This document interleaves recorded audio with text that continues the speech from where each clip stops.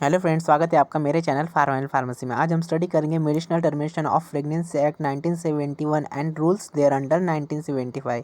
ये एक्ट है related to illegal abortion के रिलेटेड है। तो हम देख लेते हैं। First of all, objective termination of certain pregnancy by registered medicinal practitioner and for matters connected therewith, यानी टर्मिनेशन ऑफ प्रेगनेंसी यानी रजिस्टर्ड मेडिसिनल प्रैक्टिशनर के थ्रू जो प्रेगनेंसी टर्मिनेट की जाती है, और कंडीशंस देयर विथ यानी इलीगल इलीगल एबॉर्शन के रिलेटेड ये लॉ है। That's first aim is maternal health को इम्प्रूव करने के लिए, मैटरनल हेल्थ को इम्प्रूव करने के लिए, और decrease the mortality of mother and morbidity, and abortion service को लीगलाइज करने के लिए। Then promotes access of safe abortion service to woman, woman को सेफ सर्विस एबॉर्शन प्रोवाइड करने के लिए। Then protection of medicinal practitioner, ये प्रोटेक्शन ऑफर्स यानी मेडिसिनल प्रैक्टिशनर को प्रोटेक्शन ऑफर किया जाता है according to this objective of medicinal termination act. देन हम देख लेते हैं कुछ definition. First of all, definition है guardian, a person having the care of minor और लुनेटिक, यानी जो ऐसा पर्सन की जो बिलो एज 18 की बच्चों का पालन पोषण करता है, उसे गार्डियन कहते हैं, यानी पालक। देन हम देख लेते हैं, देन माइनर, माइनर कौन होता है कि below age 18, a person having do not attain his majority under this act, that person called as minor. Then हम मेडिसिनल रजिस्टर्ड मेडिसिनल प्रैक्टिशनर किसे कह सकते हैं कि a person having holding a degree और degree in under the section 2 of Indian medical council act 1956, उसे हम registered medicinal practitioner कहते हैं। देन प्लेस, ऐसी कोई बिल्डिंग, टेंट, व्हीकल और एनी पार्ट जहाँ प्रेगनेंसी टर्मिनेट होती है, उसे हम प्लेस कहते हैं। देन हम ओनर किसे कहते हैं कि ओनर कहते हैं कि जहाँ पर प्रेगनेंसी टर्मिनेट होती है, वहाँ का एडमिनिस्ट्रेटिव हेड और ओनर, ओनर उसे हम ओनर कहते हैं। तो ये डेफिनेशन है important. Then circumstances for pregnancy, termination of pregnancy by registered medicinal practitioner, इसके दो इम्पॉर्टेंट दो है। Pregnancy is not more than 12 weeks और more than 12 weeks to 20 weeks तक हम टर्मिनेट कर सकते। तो उसमें दो कंडीशन होते हैं कब हम प्रेगनेंसी टर्मिनेट कर सकते हैं। फर्स्ट ऑफ ऑल, वुमन को surgery, physical mental serious injury है या चाइल्ड हैंडीकैप पैदा होने वाला है, तब हम ये टर्मिनेट कर सकते हैं। या इफ़ हम कब कर सकते हैं कि if any rape condition, if due to the faulty contraceptive with the written consent of mother and, यानी वुमेन एंड देयर हस्बैंड, हम जब प्रेगनेंसी टर्मिनेट कर सकते। वुमन विथ 18 ईयर्स, जब वुमन 18 ईयर्स की ऊपर होती है, जब हम उसका रिटर्न कंसेंट में लिख के लेते हैं कि हस्तांतरित लिख के लेते हैं कि हम इसके ज़िम्मेदार नहीं हैं, यानी वो अब बिल मोर देन 18 एज है, यानी वो बालिका नहीं है। Woman with less than 18 years, यानी उसके ज़िम्मेदार उसके पालक होते, उसके गार्डियन होते। एक्सपीरियंस और ट्रेनिंग क्या है कि यानी कौन प्रेगनेंसी टर्मिनेट कर सकता है। तो सबसे पहले before commencement of act and after commencement of, ऐसे दो है। तो बिफोर कमेंसमेंट ऑफ एक्ट यानी ये एक्ट आने के पहले क्या था कि रजिस्टर्ड मेडिसिनल प्रैक्टिशनर यानी कौन कर सकता है, उसे 3 साल का एक्सपीरियंस होना चाहिए इन दैट फील्ड।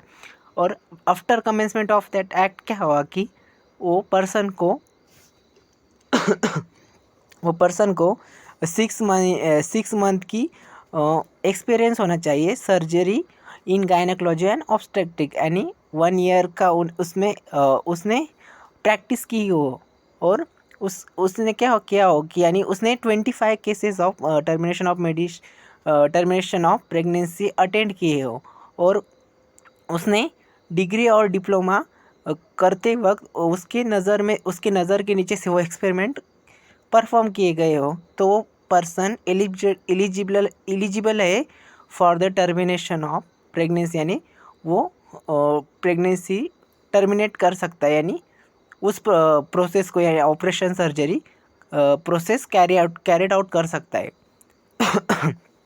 तो हम ये इट मोस्ट इम्पॉर्टेंट, इसमें क्या होता है कि हमें शॉर्ट नोट पूछी जाती है, यानी मेडिसिनल टर्मिनेशन एक्ट की शॉर्ट नोट पूछी जाती है। तो हम इसमें थोड़े थोड़े पॉइंट करके, सब पॉइंट करके हमने लिखने हैं। तो इम्पोर्टेंट क्या है, एक्सपीरियंस और ट्रेनिंग बिफोर और आफ्टर। बिफोर यानी एक्ट आने के पहले की, एक्ट आने पहले 3 ईयर थे और एक्ट आने के बाद में 6 मंथ हुए, और एक्ट आने के बाद में कुछ कंडीशन और ऐड हो गई। Then places, termination of places कैसे हो सकते कि वो गवर्नमेंट अप्रूवल होने चाहिए। गवर्नमेंट अप्रूवल होने के बाद में उससे वो सेफ भी होने चाहिए, हाइजीन भी मेंटेन होना चाहिए वहाँ प्लेसेस पे।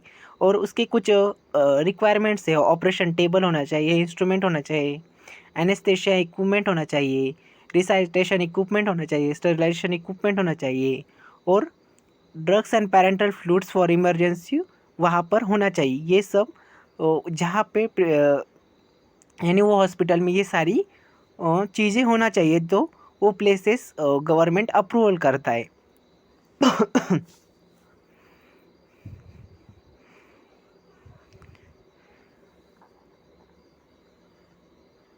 So next is a maintenance of register.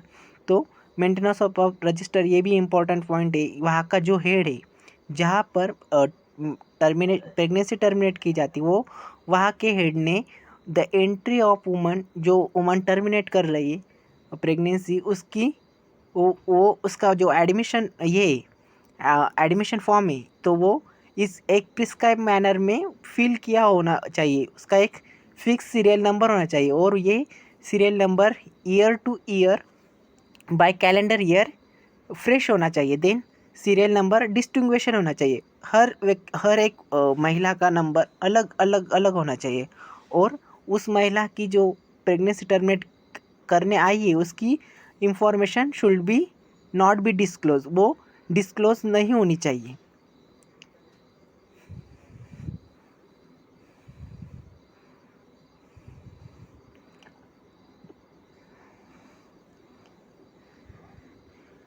तो इसके कुछ ऑफेंसेस एंड पेनल्टीज है।